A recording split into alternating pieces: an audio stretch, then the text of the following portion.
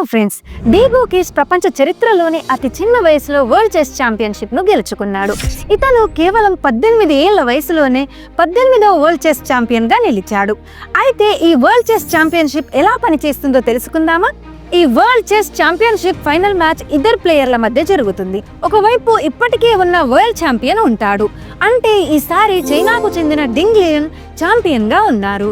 మరోవైపు ఛాలెంజర్, అంటే world chess champion కి పోటీ ఇచ్చే ప్లేయర్ ఉంటాడు. ఈసారి భారతదేశానికి చెందిన డీగో కేస్ ఛాలెంజర్ గా నిలిచాడు. ఛాలెంజర్ అవ్వాలి అంటే క్యాండిడేట్ టోర్నమెంట్ అనే ముఖ్యమైన టోర్నమెంట్ ని గెలవాలి. ఈ టోర్నమెంట్ లో 8 మంది ప్లేయర్లు పాల్గొంటారు.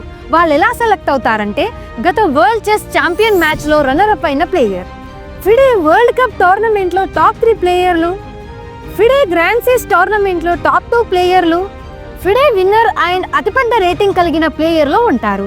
ఈ క్యాండిడేట్ టోర్నమెంట్ తర్వాత వరల్డ్ చెస్ ఛాంపియన్షిప్ మ్యాచ్ ఉంటుంది. మొత్తం 14 గేమ్లు ఉంటాయి. ఒక్కో గేమ్ కి ఒక్కో పాయింట్ ఉంటుంది. డ్రా అయితే ½ పాయింట్ వస్తుంది. ఎవరైతే ముందుగా 7.5 పాయింట్స్ గెలుస్తారో వారు విన్నర్ అవుతారు. ఫ్రెండ్స్, మీ ప్రిపరేషన్ కి యూజ్ అయ్యేలా డైలీ ఇలాంటి ఇన్ఫర్మేటివ్ వీడియోస్ పోస్ట్ చేస్తుంటాను. వీడియో నచ్చితే లైక్ చేసి మన ఛానల్ని సబ్స్క్రైబ్ చేసుకోండి.